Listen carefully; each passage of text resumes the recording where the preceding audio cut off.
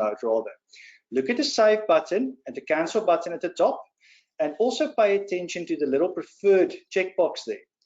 Looking at this, it's quite obvious where save is. It's quite obvious where the preferred checkbox is, and that maps to a preferred checkbox, right? Just going to save that, and at the top, a little banner update there, telling you your telephone number has been updated. Right, let's log out. Okay, so at this point, what I am going to do is enable my voiceover. So for the Mac users here, that's Command F5. Welcome to VoiceOver. VoiceOver speaks to... VoiceOver on Safari.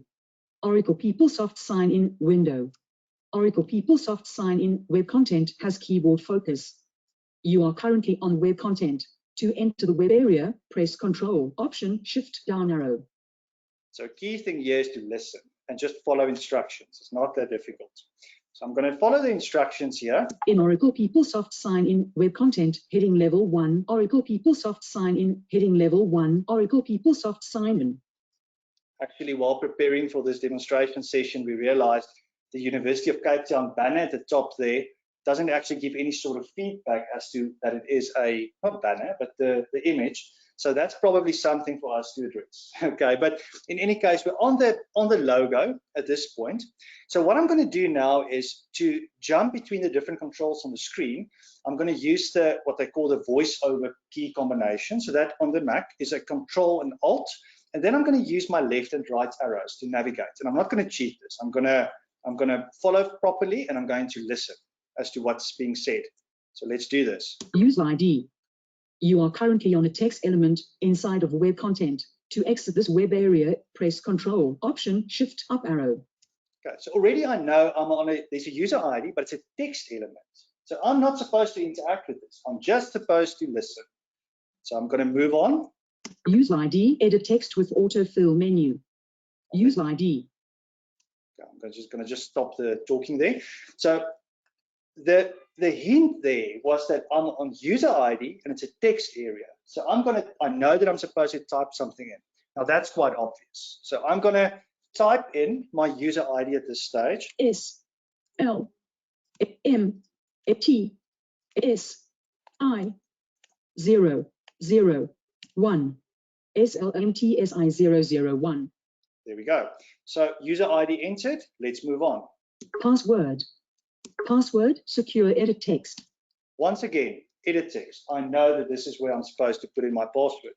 So let's do, oh, and sorry, you're going to hear now that it's not going to read my password. So in the same way that when you usually get your visual cues, the password is masked, the same with the screen reader. You don't want somebody to be eavesdropping behind you on this. So just a bunch of typing. Okay, moving on. To enable screen reader mode, please check the checkbox Enable Screen Reader Mode before you sign in. I'm going to pause there for a moment. I'm on the sign in button. Now, the first thing to bear in mind is it's a button, so I know that I can click it, but just bear in mind what happened here. It already prompted me at this point that if I want to move and continue in screen reader mode, then I need to do something else. There's something else that I need to enable. So I'm going to move on. Enable screen reader mode unchecked checkbox. There we go. You are currently on the check. So in order to select any sort of controls, and sorry, I'm going to interrupt myself there. This is what we learned from Michael as well. There's a lot of, this does take time, first of all. But second of all, there's a lot of reading the entire page and getting a feel for the entire page before just simply clicking away. So in this case, I'm kind of getting myself familiar with what's going on here. I know I'm on the checkbox that I was made aware of in the previous sign-in button. So in this case, checked enable screen reader mode checkbox. That should do the trick. And I know that my sign-in button is earlier on. To enable screen reader mode, please check the checkbox enable screen. There we go. And we move on. Homepage menu pop-up button. Homepage web content. Okay, so at this point, we're on the home page. Obviously, I can't see this, but I know that I'm on the student home page because that's what was read out to me. And at this point, I simply use my voiceover commands with the arrows again to navigate this. End of student homepage group. Home button. There we go. You That are makes currently on the sense. button. Actions menu pop-up button. Again, that makes sense. Navbar button. And again, that makes sense. Now I'm going to move on. Again, let's what Michael said. Move, kind of get a feel for what's going on. End of banner main. Tiles in student homepage region. That's good to know. I'm on the student homepage. Heading level 1 homepage tiles. Link allowances. Link. That's my keyword because link tells me this is something I can work with. So this is a link for allowances. Move on. Profile region. I'm not going to click a region, but it is there. I think I could be able to click it in any case, but let's move on. Profile. User ID SLMTSI001 button. There we go. So there was profile and there was a button and there was my campus ID or my user ID at this stage. So I know that, this is profile. Obviously, I would work through the whole thing and kind of get a feel for it, but profile, that's where I want to be. Let's move on. Press Ctrl+M to start dragging object. Person details, web content. You are currently on a text element inside of web content. To exit this web. Okay, for the sake of time, I'm just going to move on here. Banner. Profile. You are currently on the banner in profile. Student homepage. Okay, the back button. So now I can go back to student homepage. Heading level 1 profile. Home button actions main navbar end of back page header ID 1 million campus ID SLM end of select an. Sorry for all the skipping. This is just I'm checking time as well. Go to meeting needs attention. What I need, where I'm at this point is I'm on the list of items on the profile. List 9 items. There we go. We know it's 9 items. Personal details, current page, button, 1 of 9. So I know where I'm at. Contact details, button, 2 of 9. That sounds like something I want to look at. Contact email, button, main. So that's email. Table, 3 columns, on. 3 rows. Type, columns preferred, column link, soft type, preferred, link, soft type, preferred, end of table, heading level 2, phone. And phone, I'm interested in that.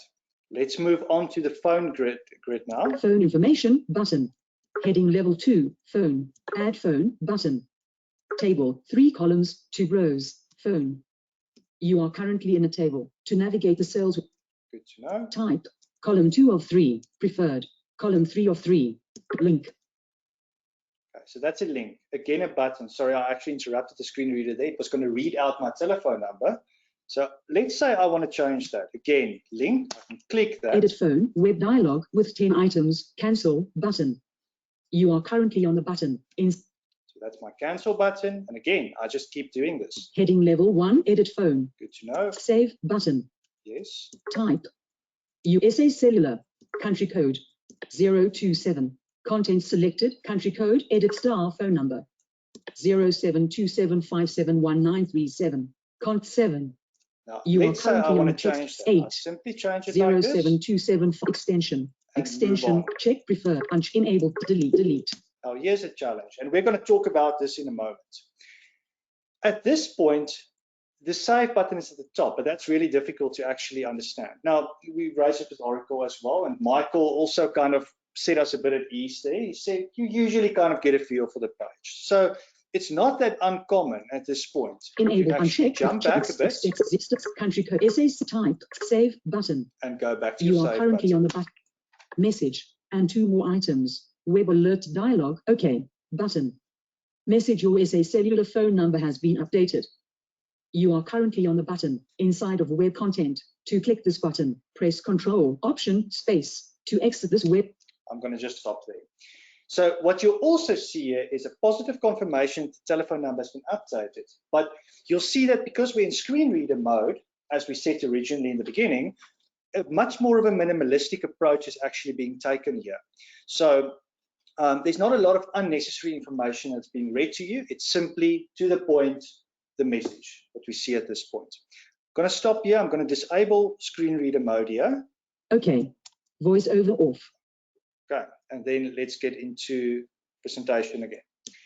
Now, some of the challenges in here, and I pointed some of these out. Bear in mind, this was a very simple fluid component and completely workable. When we, as you speak to somebody like Michael who understands this, it really isn't a problem to navigate all of this. Some challenges in here, sliders and checkboxes. I didn't actually stop at that point, but you would have realized that the preferred checkbox, the label was actually read after you were on the checkbox there. So it's quite difficult in that case to figure out what that specific checkbox related to. Now, in some cases, there are ways to get around that, where you actually set on the checkbox or on the slider, you actually give a bit more information as to what is the current status of the slider, in addition to telling what it is all about. So there is ways to actually get around that. Save buttons and modal dialogues, you already saw that only at the top, and we've already spent some time on the concept, and I'm going to show this to you now. Oracle actually does pay attention to all of this. Now, let's quickly illustrate this. This is the document, the FitCap document that we really worked through on this. It's really more the emphasis more on the MOU, but you would see that prior to the upgrade, before we actually started with quite a bit of this, let's scroll down to the section where we had everything logged. Check this. This is really satisfying to see. Issues that we had that were actually resolved through upgrades. And these are all accessibility issues that were resolved. Some of these service requests log, bit of back and forth there, but it's worth logging, definitely worth logging. Right, let's move on to something a bit more challenging at this stage. So the MOU custom development. I'm briefly going to show you this custom development, and then I'm going to show you some of these considerations where you can put in a little bit of extra effort. We've already seen this works. Out of the box, it works, but there are guidelines and things that you need to try and think about when you're doing all of this. So what I'm going to do is, I've already given quite a bit of background of the MOU, the contract between the student and the university. Let's talk about some of the considerations specifically in here, and then I'll again jump into demo mode before wrapping up and taking comments and questions, etc. Right, so considerations. What you're going to see next is a set of expanded group boxes. Now, with the MOU, you'll see it's a massive form, and it's logically grouped by group boxes, which really makes this less intimidating at the end of the day.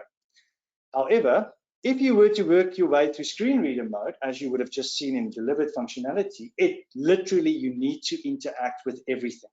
So it's quite the effort to work through every single group box and expand the group boxes. So what we did do in this case, while making a deliberate effort to make this accessible, was to first of all figure out, are we in screen reader mode or not? Now you can do this. We can show you how that actually works. In People Code, you can figure this out, and then you can make some decisions as to how you render specific elements. So you're going to see this in a moment, how in accessibility mode, it actually starts all expanded. Save and close buttons. Now, Oracle's not necessarily going to put save buttons at the bottom of every single mode or dialogue. And something that's really specifically an issue for us is activity guides, because activity guides has saves at the top. There is simply, well, not saves, but navigation buttons at the top. There is simply no buttons at the bottom. However, this being our own development, we were able to put in that little bit of extra effort, and you're going to see that in a moment as well. And then help button positions. Originally, and this is our own ignorance, and we learned our lessons, we had a lot of labels with help buttons, but the help buttons were on the wrong places all the time, because somebody that actually sees the screen, for that person it would be obvious, but until you work your way through the screen reader. So what we tend to then do is use the label and then the help button. At least then you've got the context when you reach the help button.